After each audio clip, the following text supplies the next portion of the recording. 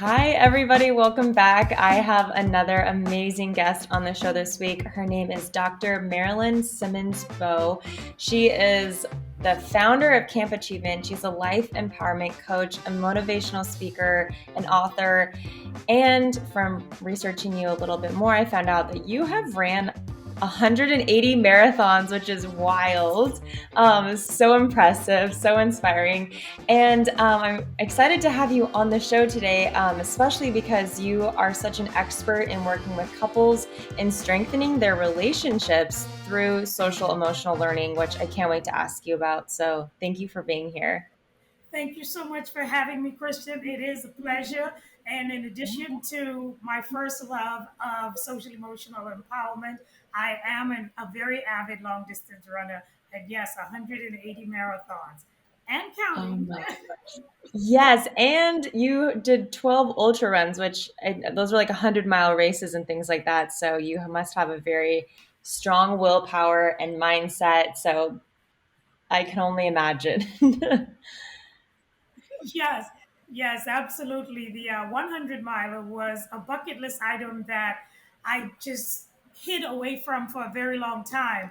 But it was actually my theoretical foundation, the will that I have to not only keep myself empowered, but to empower others, that gave me the drive to get on that starting line of that 100-mile race. So I merged both of my facets, my theoretical foundations, as well as my running, my stamina, my overall drive, and that's what keeps me moving forward and allowing me to help others.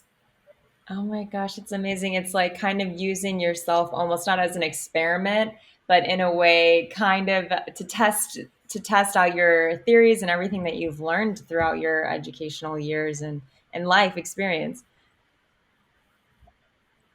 Yeah. Absolutely. And Um, also, I'm human, even with the theoretical foundation. So there are times when I have to use that theory on myself, like, hey, you can do it, whether it's creating boundaries, making choices, and things that we'll talk about further, I'm sure, today, but just using those theoretical foundations to self empower, because it's only through self empowerment that I'm able to empower others.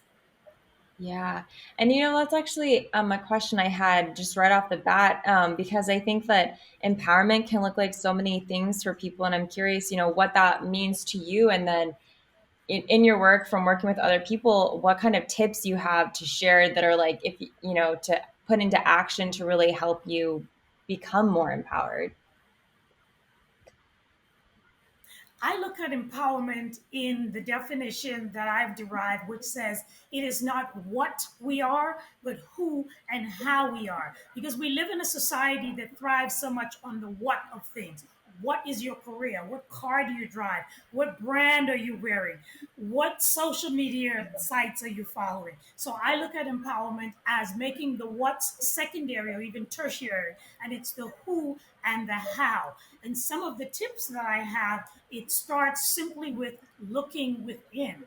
And sometimes it is a little difficult for us to look within because it's almost like going away from everything around us. And so we have to take that walk alone inward. And that's where we begin our empowerment journey. Yeah. Yeah, that's so true. I think so often we can kind of like read books or turn to different sorts of outlets or media or asking other people, but we have to start with kind of looking at ourselves. Do you have any questions or things that people usually kind of walk themselves through to help get deeper? Yes, one of the questions that I often ask when I'm doing life coaching is simply why. Um, Someone will say to me, I've got to achieve X, Y, and Z by a certain time. And I say to them, why? And if the answer is external, then I ask again, why? For example, I would like to get married before I'm 33. And I say, why? And the answer is usually because my friends are getting married or because my parents want grandchildren. So it's something external. And then I say, why? And then the second why, I caution and I wait. And then I say, this why is for you. And 9 times out of 10, they get it and they go, oh, so the first time, yes. And then I say, yeah, because the first why is usually something outside of ourselves. And that fits into what you asked me earlier about empowerment. Because if we start from within and we become self empowered, and then we learn to ask the why from within. Yeah, that's so true. And kind of taking it like that next step deeper, and really then it forces you to go, oh, well, why do I care that all my friends are getting married and I'm 33, that kind of a thing. And then you Exactly. really get to the root of it. Exactly. Yeah. That's exactly Oh, right. interesting. Yeah. Well, so I would love to ask you a little bit about the social emotional learning and how that plays into relationships. I don't know if you could, because that is a concept that is new to me, and I'm curious if you could kind of explain that a little bit to everybody. Absolutely. Social emotional learning is simply how we interact, communicate, and respond with one another or respond to one another. For example, I'm out on the trail and I'm running and I have to go around someone. I have to consider several things. First of all, am I going to greet this person with a hey or a hi as I go around? In consideration of the pandemic, how much room am I going to give them? And then I'm going to say, hey, passing on your left or some kind of courtesy. That's a simple everyday example of social emotional learning. And so, how can we use social emotional learning in relationships? Again, that simple example. When we encounter someone or when we're interacting with someone, we want to communicate holistically. We want to listen to be listen. We want to communicate such that we are listening to understand and we're not listening to defend. We want to make sure that when we communicate, we are communicating for the good of the whole rather than just our own little interest. And then when we interact, we want to make sure that we are interacting so that everybody benefits. If I am throwing a get together, I'm going to ask my friends, hey, I'm having a get together. What do you like? I'm thinking about this. What do you think about this? Would you like this? What about something to drink? Do you want to bring your own bottle or what would you like for me to get? That is social emotional learning because that is saying that I'm communicating, I'm interacting, and I am responding to what it is that I'm getting from you. There is so much in that to unpack, and it seems like learning how to become aware of your social emotional maybe capacity, is that kind of like the first step in these things in terms of how to be able to interact with people on a deeper and more rich and luscious level. Absolutely. And it comes into something else that we had discussed briefly, which is making choices. So I'll put that in an everyday, give you an everyday example of that. If I am at a red light and that if I'm approaching a traffic light and that traffic light is going from yellow to red, I am going to make a choice as to whether I'm going to hit the accelerator and get through or whether I'm going to hit the brakes and wait for the light to change to red and avoid having a collision in a possible collision in the interaction in the intersection. And relationships are like that. When we interact, we have to look for signals. We have to look for signals and then we have to be careful about the signals that we are giving because the other person doesn't know, hey, is this light going to change from green to yellow to red? Is it already red and am I missing that? So that's social emotional learning. It's what signals are we giving? What choices are we making when we're sending those signals? And how are we choosing from within? How are we choosing to send those signals? Oh, wow. Yeah, this is, I mean, I'm thinking just in like relationships that I've had in my life of how I have unknowingly been sending signals that they're like, I thought you were so upset, or I thought you were really mad. I'm like, I was just tired and hanging out, and it's like, we're not aware that we're putting out signals that are Yes, leading people to have different thoughts. yes. And that, Christian, Yeah. is where boundaries or boundary dynamics, setting boundaries. That's where setting boundaries can help to bring about more positive social emotional interactions. Because, Mhm. case in point, I know, for example, on Mondays, I am not bubbly and chipper on a Monday morning, not because I'm not a morning person, but because I've spent the entire weekend alone. So I have to reset those people parts of me. So the first thing that Mhm. I do when I go into a new contract or a new job and I introduce myself, I set that boundary. I say, you know what? I am not a Monday morning person. So if you see me on a Monday morning, please don't misjudge that. So that's how we set those Mm. signals up front so that people don't misinterpret that. So, as you mentioned with the example for yourself, that would have to be stated up front. You know, when I am tired, it might come across that I'm angry or upset, but it's just that that's how my tired manifests. And maybe I am tired during certain times of the day, or maybe if I've had a road trip or travel or something like that. So even though you don't know specifically what the boundaries are that you need to define that interaction, you set loose boundaries, which later on can help with your signals. Oh my gosh, this is a very different way for me to hear about boundary setting because it sounds like it's coming from such a organic, like, this is who I am. And I want to share that with you so that you know how I can be. And instead of being like, these are my boundaries and this is where I live and things like that. How do you help coach people how to communicate those? I start with, well, when I'm working with couples specifically, I have an instrument that I developed that measures 96 emotional dispositions. So I actually have a quantitative theoretical foundation for your baseline social emotional learning interaction. So from your baseline, then you are able to set boundaries and make choices. For example, if Jane comes to me and I've assessed Jane, so her dominant positive emotion is hope, her dominant negative emotion is anxiety, her dominant neurological domain is cognitive, which means Jane is a thinker who is very hopeful, positive, forward looking, but she gets really anxious if things aren't going the way she has planned them. So if Jane has that up front, Jane then has something which she can set boundaries. So when she is going through social emotional learning, as in interacting, communicating, and responding, she has that she can use, that she can say. Now, the average person does not have that, but we all have something similar.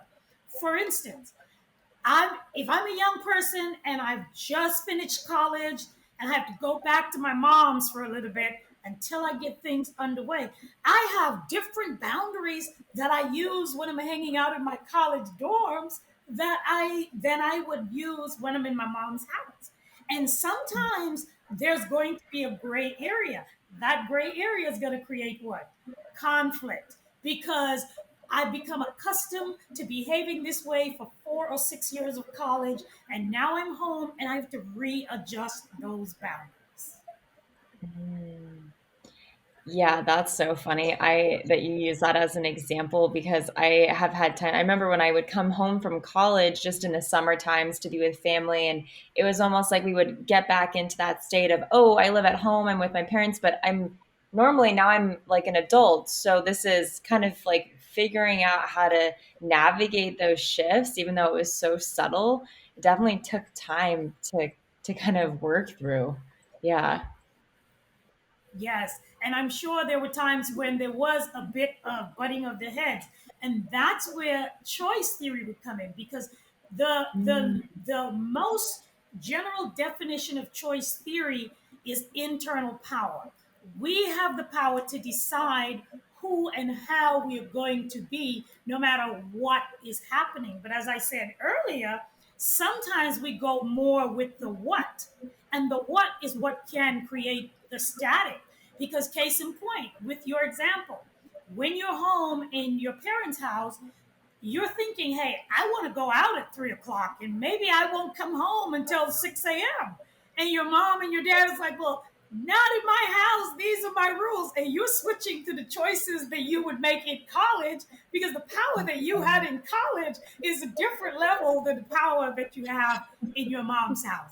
And so that's what in turn would cause negative social emotional interaction because you would have a negative response, which would lead to conflict. Mhm.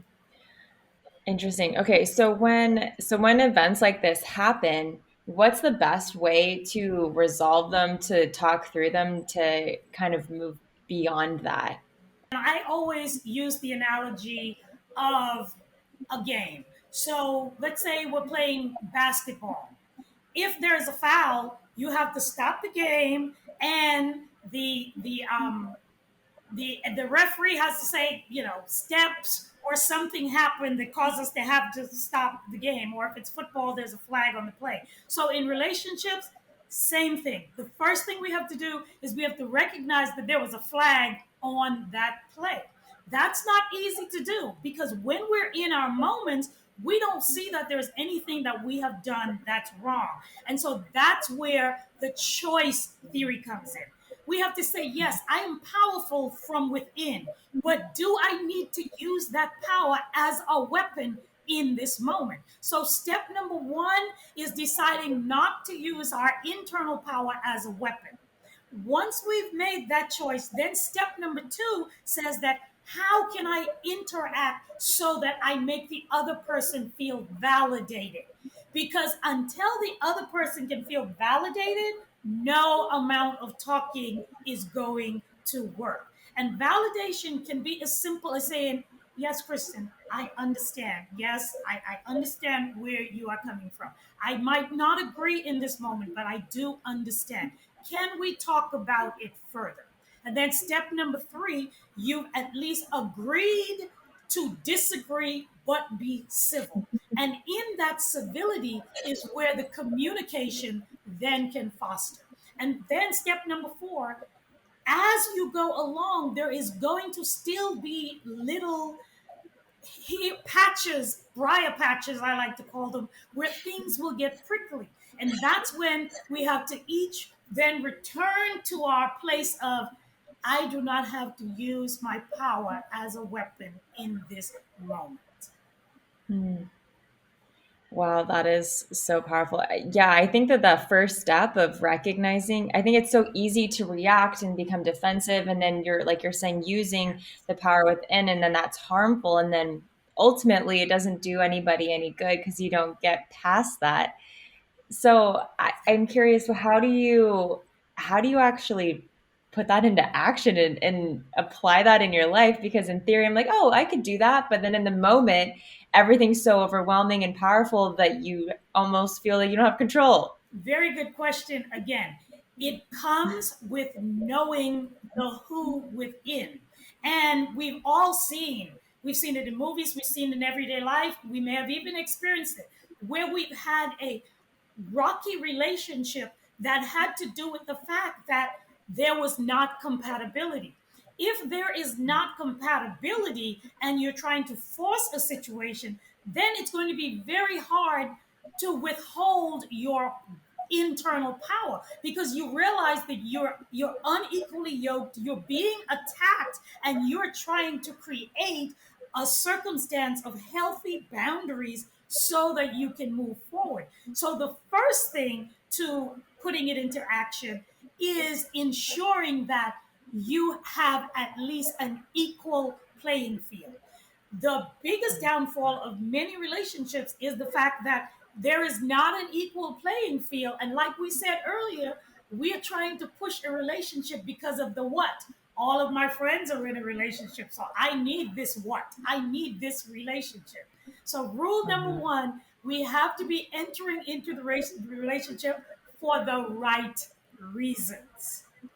Once we have done that, the theory will flow because you will be in a place of self empowerment. The other person will be in a place of self empowerment, and there will be lots of room to play around with social emotional learning and positively moving forward. Wow. Yeah, that is, now that I'm thinking about it, that is such a powerful point to bring up of making sure that you are compatible and you are with the right person. And I know that some of the work you do is actually in working with relationships, be it romantic or otherwise, but it's people that are distinctly different. So I'm curious, there's always that theory that opposites attract, and there's so much beauty in that, but there's also like this massive polarity that happens. And I'm curious what your perspective is on how to find compatibility and what compatibility actually looks like. I love that statement that you just made, Christian, about opposites attracting, because I agree. The best relationships come from the opposite polarities, and there is beauty in the opposite, the opposition of those polarities. The beauty comes from the fact that each person accepts themselves first and then the other. I think I always talk about something called accommodation and not compromise. A lot of people say that you have to compromise in a relationship. I disagree. When you compromise, someone loses. When you accommodate, everybody wins. And that's what we're looking for. And most relationships, as I said earlier, are based on an uneven platform to begin with. And then as you move forward, you're working on this relationship and you're building compatibility, but you're building compatibility based on a polarity that's not on an even plane. You see, because what you mentioned about opposites attracting, if we can go to chemistry 101 for a second, when those opposites attract, they're actually attracting on an even plane. There is no tilting at all in that bond. It is a 180-degree bond, and they're just pulling they're pulling against each other because of the charge. But the charge is also what's causing them to bond. The opposite Mm. charges is what's causing them to bond. Oh, wow. Yeah, and because it's interesting that I found in, I guess, like my dating history, usually I tend to date people that are opposite of me. And I think that what I found to be what works or what doesn't is if I am able to appreciate their differences. Like I might not necessarily take them on myself, but I can see where they're coming from and I can appreciate that that's what they value or that's how they handle situations. Absolutely. And what you just said is the foundation for a healthy relationship, positive, healthy relationship where opposites attract, because it's the appreciation of the difference. In education, we talk about something called differentiated instruction, where you have this group of people in a classroom, but every single one of them learn differently. And I have to give the same lesson to all of them, but I have to reach each one of them based on their learning styles. It's the same thing with the type of relationship that you just mentioned. So you have the opposites attracting, but as long as they are on the same plane and they are pulling, those charges are repelling or pulling against each other with the same force. The minute the force becomes imbalanced, the bond is going to tilt and that bond could break. And so that's what happens in relationships. Now, what you said was also very powerful because you said that you strive to appreciate their differences. When we have difficulties in relationships, what we have is that people see the difference, they're drawn to the difference, they appreciate the difference, and then they get to the point where they say, I love you, now change. Yeah, what is that about? Let's break that down because yeah. So what that means is that you've gotten so comfortable with that person that you're almost so self-absorbed, and not necessarily in a negative way, but that power, that choice, that internal power, that becomes so strong that you completely want to engulf the relationship into self, as opposed to keeping that relationship with those opposite poles and just fostering the bond. what we do is we forget about the bond, because when things attract, they are not attracting. The two things are not coming together. They're staying separate. It's just the bond, the attraction that keeps them connected. And so that's what we have to remember in relationships. We have to focus on the bond and not the other thing that's attached to the bond. Wow, that is amazing. It's almost like you kind of have to check yourself and set boundaries with yourself to not, like, as you said, engulf the relationship. Exactly. And that's why Yeah. boundary dynamics is just as important internally as it is externally. Case in point, parenting, especially young parents. Like, I'm about to be a first time grandmother next spring. And Oh, so I will be able to see congratulations. this firsthand within my own nuclear family. Thank you. However, young people tend to build relationships, set boundaries with their children. These boundaries that they set come from their internal experiences. Remember that choice, that internal power? So they go, my mom made me go to bed at 9 o'clock. I'm never going to give my child a bedtime. And so immediately you're creating a relationship based on the things that you lacked. And so you're going to foster a whole other relationship with this child that's then going to create a person that you're going to have even more static with. And so going back to the example that we were using about couples, the same thing happens. We are looking at what we've experienced within, and we're like, well, my last relationship did XYZ, so I'm going to make sure that this relationship does not do XYZ. When I see X coming, I'm going to do PQRS. And so we're busy, instead of setting healthy boundaries, we're setting these little parameters, these little chunky pieces inside of us, and it's almost like a ping pong table, and we have several balls on the table, and we're knocking them around based on what we get. And of course, if we don't have a solid boundary, we're not going to have a solid. If we don't have a solid internal boundary, we're not going to have a solid relationship.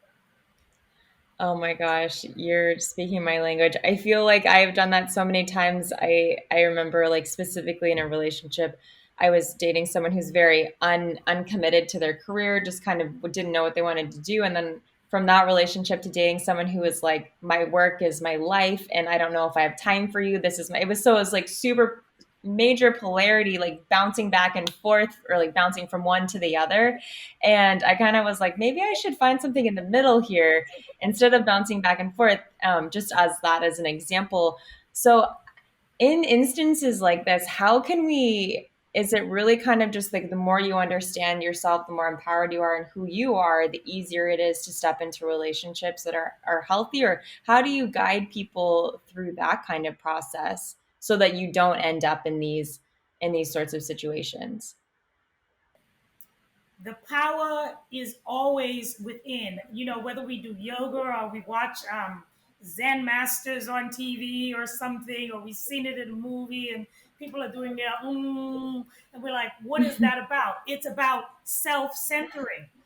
The interesting thing is, the more self centered we become, the more almost disinterested we become in chasing externalities. We're so comfortable from within. And I'm sure you've heard, if you build it, they'll come. And that's an example of that. Once we work on ourselves from within, we have that choice theory power within. We have set healthy boundaries within. We are so at peace that that will draw people to us. And even if they are our opposite, they will be attracted, and that will strengthen the bond because they will value us for who and how we are, and they can use that when they become unstable. And then in turn, those of us that have established that, we can use that bond to use the chaos or the free naturedness of the other person when we need it. And so that's where the opposites attract, because you have built it from within, and then you can draw that positivity to you. Oh, wow. and it's you were talking in the very beginning of this about how empowerment and is it's all about who and what, or not who and how, not what you are. And then so Yes. once you really learn how to embrace that, then you will attract people that also aren't looking at what you are, they're looking at who and how you show up in the world. You're exactly right. If I'm walking Woo. around so concerned, yes, if I'm walking around so concerned about what brand names I'm wearing, what kind of car I'm driving, I come across as superficial. I am going to attract a superficial person. Then I'm going to realize, I'm going to say, well, this person is incompatible to me because I can afford these things, so I purchase these things. So that's the message that I'm sending. And so I'm going to attract somebody that's just like me. And likes repel, opposites attract. And inadvertently, with my social emotional learning, interacting, communicating, and responding, I have sent out that message. I've communicated that. Someone's going to interact with me because of that. They're going to respond and they're going to say, hey, I want a relationship. At first, I'm going to say, oh, yeah, this is great. We have this in common. And then I'm going to grow either in a moment, in a day, in a week, in a year. And that's why people always say, well, we had a great relationship where we outgrew each other. And the reason for that is internally, we always knew that there was something that was not balanced, but we went along with it for the time because our friends were in a relationship, or my mom wanted me to bring somebody home for Thanksgiving, or whatever the case may be. And then we wake up one day and we're in this mound of incompatibility. And that's what brings about the toxicity and the negative social emotional interaction. Yeah. Wow, so powerful. And so I'm a little curious as well as to understand, how do you better actually understand your partner's social emotional learning style? And do they, and we're talking about compatibility, do they have to be the same as well, or is it good to have opposites? I'm curious about that too. It's great to have opposites because, as I said earlier, it's the opposite natures that will build the strength of the relationship. The main Mm, thing is to understand, is to know each other's differences and to understand them and accept them. Case in point, mhm. if I'm a morning person, I'm getting up at 4:30 to run. Do not ask me to stay up until 11 o'clock at night because I'm getting up early to run. But there are relationships where that can create a huge problem. Oh, you don't care about me. You don't want to stay up and watch TV with me. And then the other person is thinking, but I don't ask you to get up to go run with me, that kind of thing. Yeah. And so that's why, as we said earlier, it is so important to at least understand and accept what you're getting into. And to your other point about whether or not the other person has to be as astute about social emotional learning, no, because as long as one of you are and you're patient enough to guide the other one without it being a burden, then that's where it starts. Simple communication.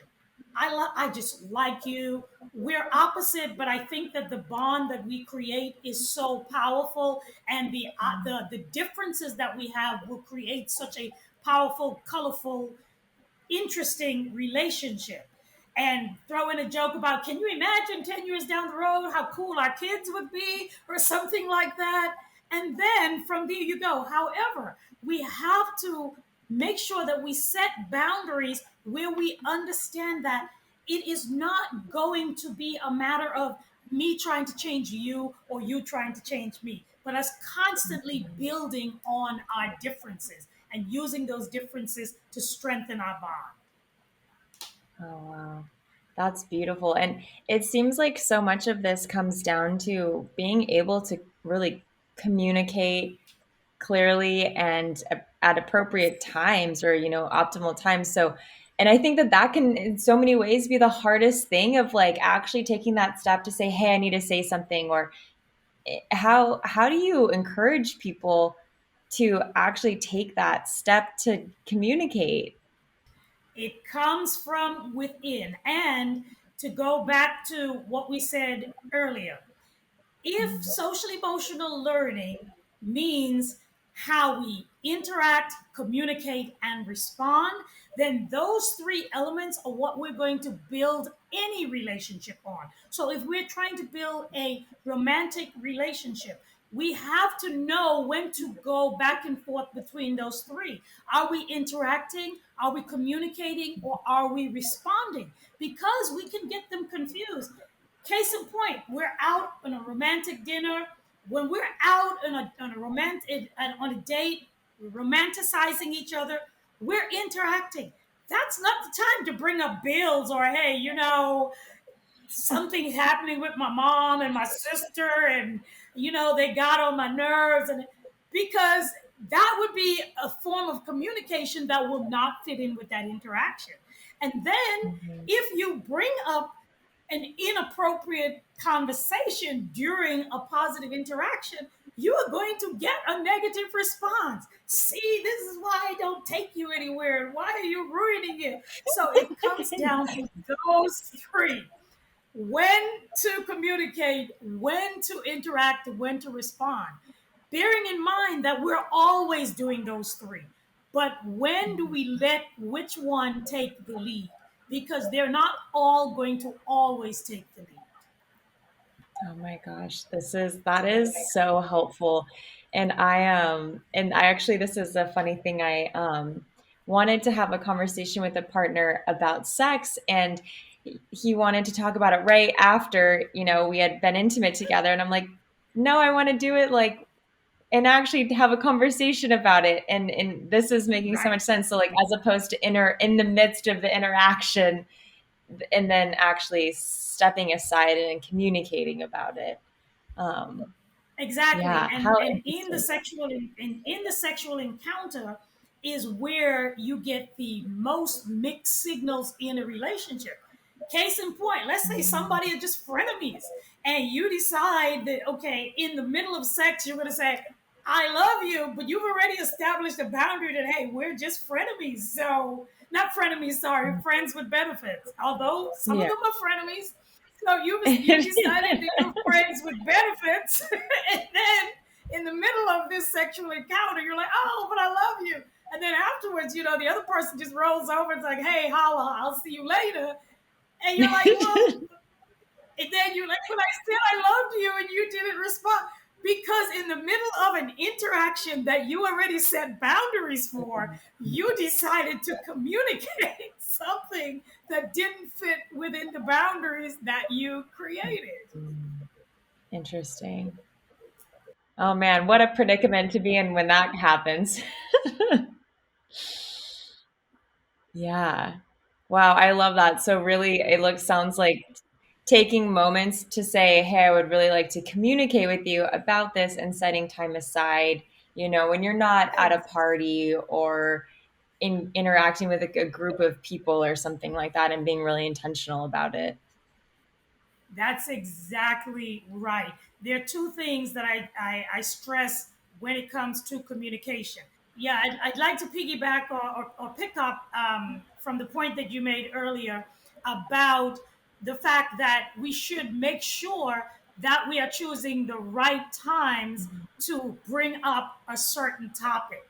Because if you're hanging out, as you said earlier, if you're in the middle of a sexual encounter, or if you're hanging out with friends, that's no time to bring up a serious conversation like, hey, we need to pay this bill, or you looked at me kind of with the side eye when we were at your mom's house. Why did you look at me like that? So that is the key, ensuring that when we are in the midst of social emotional interactions, interacting, responding, or communicating, that we choose the right times to do each of them. Because, like I said earlier, we're always going to be interacting, responding, and communicating. But there's for in each interaction, there's going to be a time when each one of those are going to lead. So when there is a formal setting where you have to communicate, you lead with communication. When it is a casual Interaction, you lead with interaction and response, but you're always going to be doing all three. It's just that you're going to have to choose when to lead with and which one to lead with. So helpful. I'm curious. I could honestly probably talk to you all day. I didn't even realize how long we've been going for. And I'm wondering if there's anything else that you would just kind of love to dive into a little bit or touch on or share at all. Yes, sure. I would just like to say, first of all, thanks for this opportunity. But I would just like to leave the listeners with the point that always lead from within. And this is just reiterating, but not touching on something new. Always lead from within. Always follow that gut instinct because the gut instinct is internal social emotional learning. And if we follow our gut instinct, then our external social emotional learning will always be positive and healthy. Yeah, such good advice. Thank you so much. And I'm curious, I'm sure people will want to get in touch with you, learn more from you, work with you possibly. If you want to share a little bit about what you kind of do from the coaching world, the speaking world, and where people can find you. Oh, absolutely. So, in the coaching world, I do life coaching, I do couples coaching, individual coaching, as well as group and family coaching. People can find in the speaking world. I pretty much speak on any topic, and I just take whatever topic the requester has, and I take that and I put that into my social emotional learning platform, and then they can reach me on my website drmarilynsimmons.com. That is DrMarilynSimmons.com. I'm also on social media, but I'm in the midst of rebranding. So I'm on Instagram as Dr. Marilyn Simmons. I'm on Facebook. I have Dr. Marilyn Simmons' Facebook page, and on Twitter, Dr. Marilyn Simmons. Oh, amazing. Thank you so much for being here. It's been such a pleasure, and you are just so wise and insightful, and I really appreciate all of your insight that you shared today. So thank you so much again. And thank you so much for having me, Kirsten. It was an honor to speak with you and with your audience because I truly believe this is not a cliche. I truly believe my money is on the young people because those of us old people, we've already done the mess. So it's all up to us. It's up to us to pass the buck and get it sorted out. So Oh, thank you so much for giving me an opportunity to speak with your audience. yes, thank you. Thank you so much for tuning in to this week's episode of Who Wears Your Pants. Please do me a favor and hit subscribe. Leave me a review or a comment so that I can turn this disaster of a show into something great. I need you. No, seriously, I do. And if you're feeling really invigorated, check out my corner of the interwebs at kirstentrammell.com, or let's get really social on the gram at Kirsten__Trammell, because as a ginger, I need all the friends I can get. Peace and love, my homies. I will see you next time.